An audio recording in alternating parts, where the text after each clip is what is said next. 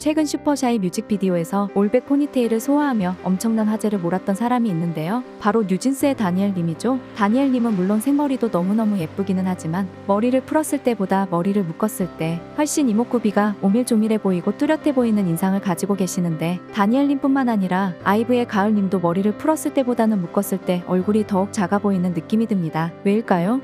오늘은 머리를 풀었을 때보다 머리를 묶었을 때 얼굴이 더욱 잘 살아나는 사람들의 특징에 대해 알아볼 텐데요. 본인에게 해당되는 유형이 있는지를 유심히 잘 살펴봐 주세요. 첫 번째, 이마보다 턱이 길거나 상안부의 비율에 비해 하안부의 비율이 길 경우. 먼저 머리를 묶었을 때와 풀었을 때의 차이점에는 무엇이 있을까요?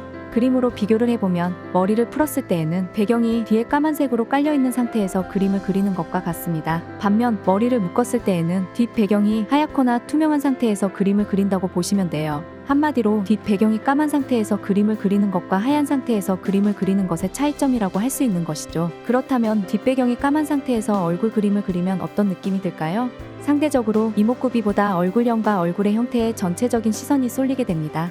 반대로 하얀 배경에서 얼굴 그림을 그린다고 치면 대비가 없다 보니 전체적인 얼굴형보다는 얼굴의 각 이목구비들의 시선이 가게 돼요. 그렇기 때문에 상대적으로 이마보다 턱이 길거나 상안부의 비율에 비해 하안부의 비율이 긴 경우 머리를 풀었을 때 긴 턱과 하안부의 시선이 가면서 머리를 묶었을 때보다 얼굴이 더 커 보이고 하안부의 시선이 많이 가게 되는 영향이 있는 것이죠.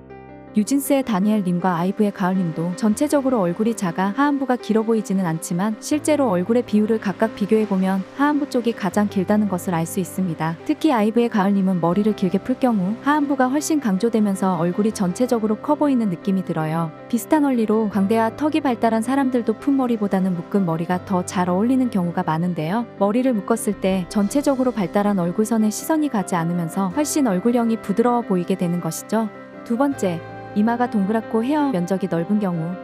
머리를 묶게 되면 가장 먼저 적나라하게 드러나는 부분이 바로 이마와 헤어라인인데요. 문가영님과 손나은님을 보면 머리를 묶는 것보다 푸는 것이 훨씬 여성스러워 보이는 것을 알 수 있습니다. 그 이유가 바로 이마와 헤어 면적 때문인데, 먼저 문가영님의 이마를 한번 볼게요. 문가영님은 이마에 볼륨감이 있는 스타일보다는 이마가 평면에 가까우신 편인데요. 이런 경우 옆에서 보았을 때 묶은 머리와 라인이 동떨어져 보여 상대적으로 묶은 머리보다 푼 머리가 자연스러워 보이는 경향이 있습니다. 손나은님도 포니테일보다 푼 머리가 잘 어울리시는 편인데, 손나은님의 헤어 면적과 있지 리아님의 헤어 면적을 비교해보면 상대적으로 리아님의 헤어 면적이 훨씬 넓은 것을 볼 수 있죠. 헤어 면적이 좁은 경우 포니테일을 했을 때 얼굴이 더욱 넙대대해 보이고 평면적으로 보이는 특징이 있는데요. 이마 라인이 동그랗고 헤어 면적이 넓은 있지의 리아님을 보면 머리를 풀었을 때보다 묶었을 때 훨씬 얼굴에 볼륨감이 잘 어우러지는 느낌이 듭니다. 한마디로 오늘 영상을 정리해보자면 얼굴의 하안부가 상안부에 비해 긴 사람들, 이마에 볼륨감이 어느 정도 있고 헤어 면적이 넓은 사람들은 머리를 푸는 것보다는 묶은 머리가, 반대로 이마와 헤어 면적이 좁고 얼굴이 동글동글한 사람들이라면 묶은 머리보다는 푼 머리가 잘 어울린다고 정리할 수 있을 것 같습니다.